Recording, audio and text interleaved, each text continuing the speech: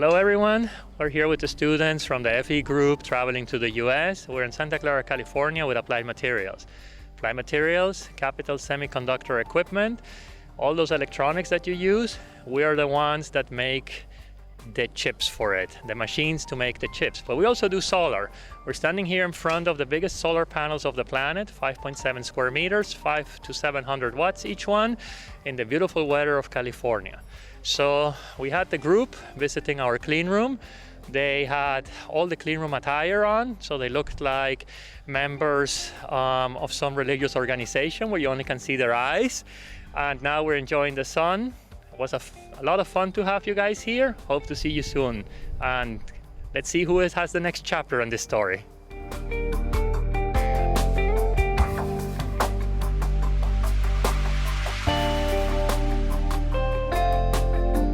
Spoštovane gledalke, spoštovani gledalci, prispeli smo v Silicijevo dolino, Silicon Valley.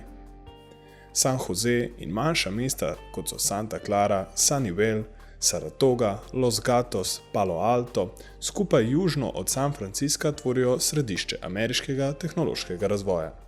Tukaj, kjer so nekoč bili sadovnjaki, danes stojijo lepo urejeni kampusi in tehnološki centri.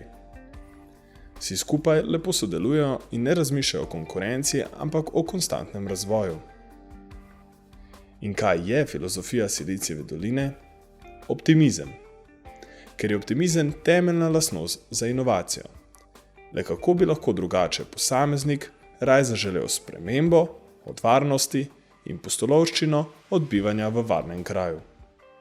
Prvič se izraz Silicon Valley omeni leta 1971, ko ga v časopisu uporabi ameriški novinar Don Hoefler. Da pa se danes Silicijeva dolina nahaja prav v Santa Clari in ne nekje drugje, ima velike zasluge Univerza Stanford. Ta je ponudila brezplačna zemljišča vsem novim podjetjem, da bi le te zaposlile čim več njihovih diplomantov. In tako se začne dolgoletno sodelovanje, ki se danes izkaže za odlično potezo.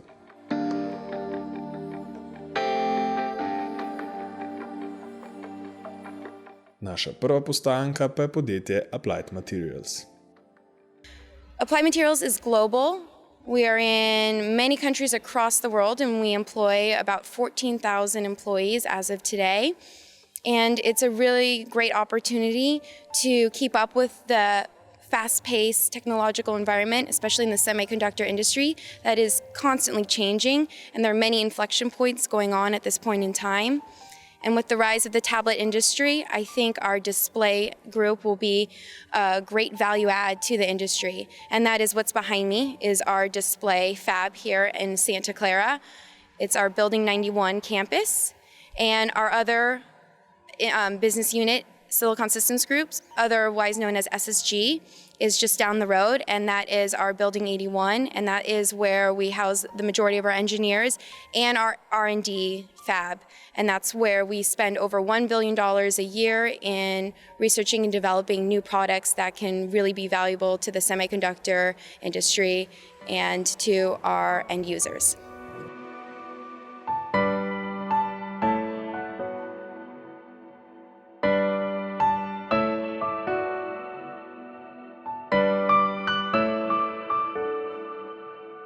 Svojo pot nadaljujemo v Agilent Technologies, ki je nastal kot hčerinsko podjetje vsem znanega podjetja Hewlett Packard.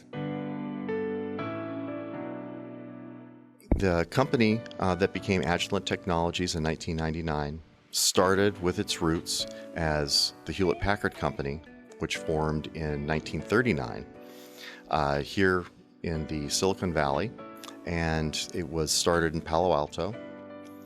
Over time, the company went from an electronic measurement company being operated out of a small garage in Palo Alto to one of the largest technological giants that's come out of the Silicon Valley.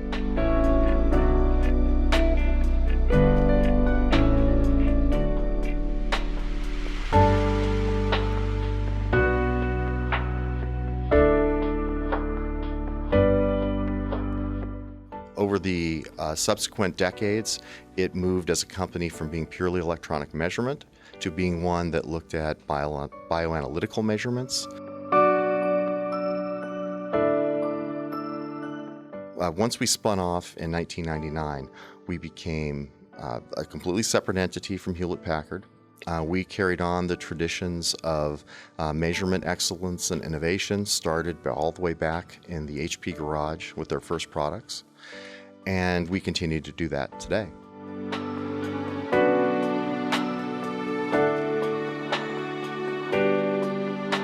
Talk about a little bit about how we see the future at Agilent. I would say that the hope is that the future will be built on the strengths and successes of the past while adapting to the opportunities of the future. When I say building on the successes of the past, that means strong customer relationships and a real commitment to research-driven innovation. We spend more than $600 million US every year on R&D. Some of this is basic research. A lot of it has to do with product enhancement and development. Regarding the future, we see a lot of opportunities in terms of life sciences, particularly what we call health and personalized medicine. As we understand more about how RNA, DNA, and the human genome works, we see a lot of opportunities in terms of pharmaceutical development, disease understanding, prevention, and personalized medicine is sort of the signature we give to that. In addition, we see a lot of opportunities in communications and electronics as mobile devices become more pervasive, as people's needs and requirements for instant access to data, voice, and video continue to grow and continue to go global. We see a lot of opportunities to build on what we've done in terms of helping the service providers manage, expand, monitor, and troubleshoot that network.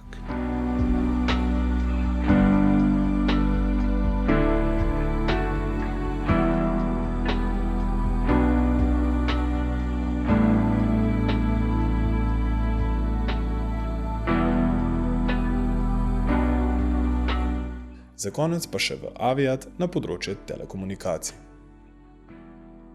My name's Lou Salinas, and I'm at Aviat Networks. And the history of this company goes back to about 1962, and making analog radios, with the first shipments going to Hawaii. So from there, there's a long history of the company changing with technology to today's products. My name is Paul Kennard. I'm the CTO of Aviat Networks. Regarding our customers are mobile carriers, and we're responsible for microwave backhaul on behalf of mobile carriers.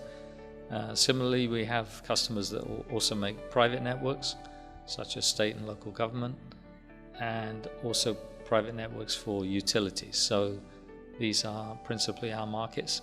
Our geographic markets, we are very strong in North America and also very strong in Middle East and Africa, but we are in many different countries around the world. So we invest typically about $36 million each year, US dollars, each year in research and development, and those dollars are split between our 3 R&D locations. One here in Santa Clara, which is the headquarters, one in Ljubljana, Slovenia, and one in Wellington, New Zealand. In all 3 locations, we work on the same products, but in Slovenia, they have all the design disciplines to make a complete radio. So they have signal processing, software, RF design. So we have a research and development facility in Ljubljana, actually Trzin, in Slovenia, because we had a merger with a company that had an R&D center in Slovenia about 3.5 years ago, and that company was involved in making WiMAX systems, and we had an interest to add more wireless capability. So we went into that merger, and we ended up being one happy family with one team in Slovenia.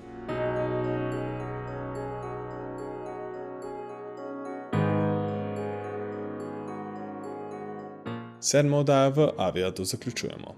Pridružite se nam zopet naslednjič, ko bomo obiskali Microsoft, stopili v inovativno sobo podjetja Ericsson in spoznali Slovenko, ki dela na Googlu.